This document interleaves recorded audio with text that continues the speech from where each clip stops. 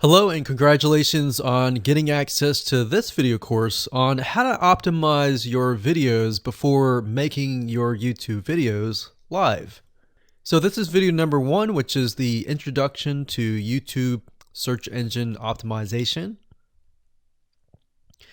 So I want to first start out by saying the goal is to focus on doing the right amount of keyword research and video file automation before actually uploading any of it to YouTube. So essentially this is all about what most people forget about doing before making their YouTube video live. Because if you think about it, most people think about, okay, what do I do after I upload this video? They don't really think about what they have to do before making it live. So this is not about what you can do afterwards, as that is a totally different focus, but rather before. So besides simple optimization, you really need to know that YouTube ranks the videos that people watch the longest. Meaning, let's say for example that we have a 10-minute video. YouTube looks at that video. They look, yes, at the likes, dislikes, and comments, but they also look at, okay, do people actually watch most of this video? And based on, let's say, 1,000 views, how many of those 1,000 views actually watched either 50% or 100%, or how many minutes total? 1,000 times how many minutes was watched. So they really look at how long people watch the videos as a whole. Meaning the more viewers and the longer that they watch, that will get you ranked up further and further up. So instead of focusing on, spammy tactics, tons of backlinks, and all of that, our goal here is to really focus on the user experience. So what I want to do now is give you a quick overview of what's inside this video course. This is, of course, video number 1. Video number 2 is going to be about competitive research, or in other words, researching your competitors to kind of get a better idea of why YouTube is ranking those videos. Video number 3, we'll talk about highly searched keyword terms and how you can find those for your product or service or whatever you're trying to promote. Video number 4, we'll talk about your title and your description. Video number 5, we'll talk about video file optimization. So we're going to optimize the actual file, because each file has essentially information in it. And of course, video number 6 will talk about why your thumbnail is important and how to make it professional and good looking. And video number 7 will talk about video length and why that matters. We talked briefly about it just now, but I'm going to dive in deeper in that video. And of course, last but not least, I'm going to give you a secret tip on how to outrank your competitors in video number 8. So before we get started, I want to talk about what you need to have in hand. You're definitely going to need your product or service and an idea of the niche that you're targeting. You also need to have a video that is ready to be uploaded. And with that said, let's move on to video number 2. Hello and welcome back. This is video number 2. So let's talk about competitive research. You see, the best way to understand how you can rank better is to know what is already ranking in your niche or your market. So what we want to do here is we want to analyze the videos that are on the top. And I want you to specifically look at what titles, what descriptions are they using, and what thumbnails are they using that are eye-catching. And what is the user experience like when you click through those videos? So let's go ahead and do some competitive research. So for the sake of making sure that we find YouTube videos that actually relate to promoting a product, what I want to do now is just to pick a product out of the blue and let's take a look at YouTube. So one product that I've been using for a while now, which has been really, really awesome, is called the Instant Pot. It's basically a pressure cooker that cooks food at a really fast rate. So what we're going to do is we're going to hop on over to youtube.com and we're going to type in Instant Pot and see what we get. So I'm not going to click enter just yet because I'm interested in getting an idea of what kind of potential keywords that we could rank on, or what potential videos that we can create. And we'll talk more about this in the next video. But for now, let's just do some basic keyword brainstorming and then, of course, do some competitive research. So Instant Pot, we got Instant Pot recipes, we got Instant Pot ribs, Instant Pot roast. So let's just click here and see what we get. Now we can see how to use Instant Pot has 316,000 views right here. Instant Pot chicken, top 6 easiest things to cook in your Instant Pot. Perfect for beginners. All right. So let's just take a look at the top 3. So let's go ahead and open those up. And let's analyze them. So the first one is this one here. And let's pause the video. We'll skip the ad. All right.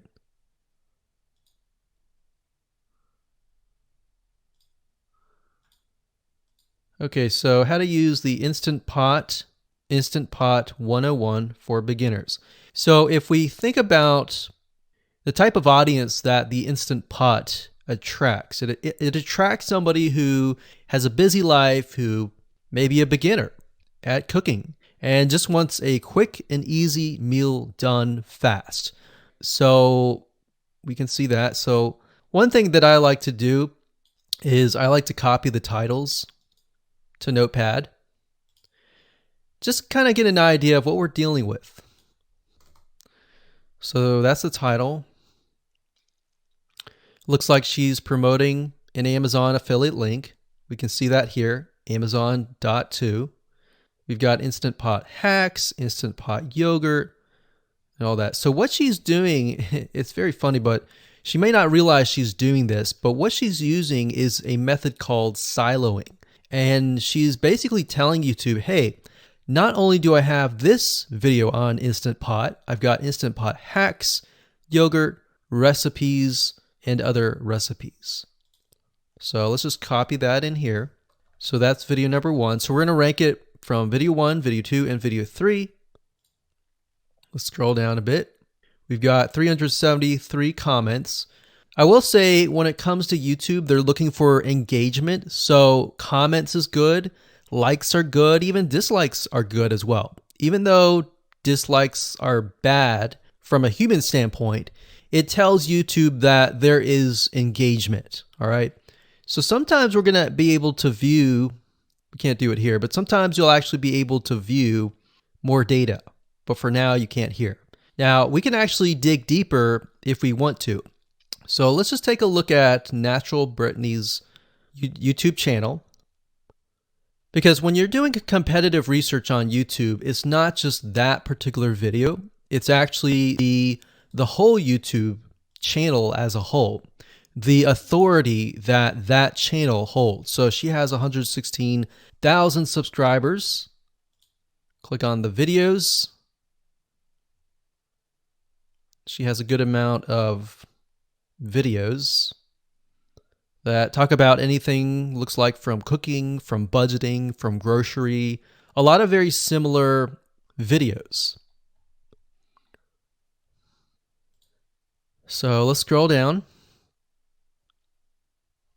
And now let's go ahead and take a look at the second highest ranking video. So if we go back over to here, and this is the Instant Pot chicken, cook with me, meal planning, meal prepping, Sunday setup.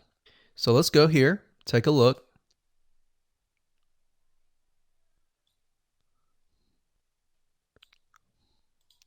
Okay, let's see here. So it's a 20-minute video, all right? And it has 658 likes, 5,000 views. If we take a look at this video here, this has 320,000 views and 7,000 likes.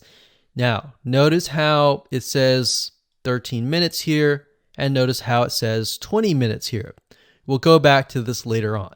All right, so we'll talk more about why a certain amount of time of your video is important, why the timing is important.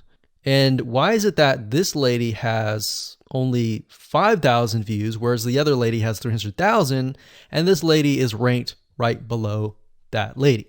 All right, so why is that important? And why does that correlate to the time? So we'll talk more about that later on. But for now, let's just do competitive research. We're not trying to figure things out right now, and go from there. So if we take a look at the description, it says cook with me as I try a new recipe with Instant Pot. So the description contains the keyword. Sunday setup. Looks like she's got some Amazon links. And if we think about Instant Pot, who could it be targeting? All right, so this lady calls out people who are trying to prep on Sunday. So if we can get an idea of who it's targeting mothers, it's targeting people who are busy, who maybe only have time on Sundays to set things up. And chicken is a common thing, so maybe she's getting a lot of clicks. We don't know exactly, but we know that the headline and the description work together and getting clicks. All right, back over here. This is the third one.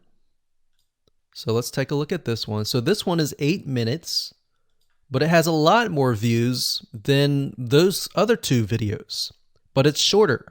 It's shorter, but it has longer amount of views and it's third. It's got 11,000 likes and 633 dislikes. If we scroll down, we can see that it has more comments than the first one. So why is it that the first one is number one and this one is the third one and it has more views and more comments? Well, we don't know exactly why, but I have a hunch as to why that is, which we'll talk more about ranking and what Google and YouTube is looking for later down the road. So that's that. Let's just copy that title. And I'm going to go ahead and pause this video and we'll copy and paste that information to the notepad. Okay, so I went ahead and copy and paste the information. So this is video 1, this is video 2, and this is video 3 down below. So let me make this bigger. So we have this information. So as we're kind of analyzing the competitor, we want to save this for later, but can you kind of see a similarity here? So this is calling out the target audience. This is calling out the people who are busy essentially. And top 6 ways, top X ways, top certain number ways is always a good title. So perfect for beginners. So if you can imagine, we already see that this title has beginners. This one's calling out perfect for beginners. And this one essentially is calling out people who are busy. So it's a target audience. So that's key. So having this in hand gives you a better idea on what potential titles and descriptions that you can have. Now you can do some deeper dive competitive research using specific tools. And one specific tool is called Social Blade. So that's socialblade.com, as you can see here. And I like to use this to kind of get a better idea of the YouTube channel as a whole. Because what you're trying to figure out is, did this person rank because their channel as a whole has a lot of traffic? Or did this person rank simply because of the titles and the description? So there's many factors that come involved, but let's take a look at Naturally Brittany. So let's go ahead and copy this. And you basically want to come here and type in the username of the YouTube channel. So we'll go ahead and click this here.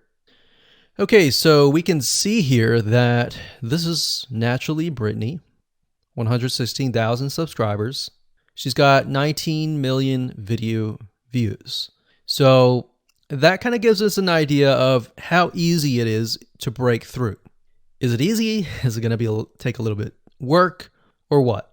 So let's just go ahead and open her up, and let's do the same thing with the other videos. So this one is marriage and motherhood. We got that here. So she has 7 million video views. So it's about half of what we saw earlier. And this one is called Six Sisters Stuff. And this one has about 9 million video views.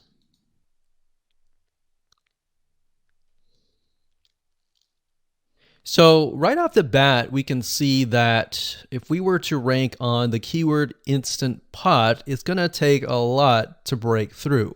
But the way we can break through is by using essentially subcategories of that keyword. So Instant Pot recipes or Instant Pot chicken recipe, stuff like that. So we can see that each one of these has about 100 to 200,000 subscribers. So you're going to have to be competing against that. Now, obviously, if you have a good size YouTube channel, that will usually mean that you can break through fairly easily.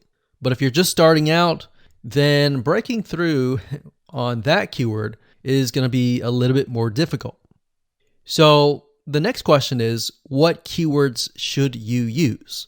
And we'll discuss that in the next video.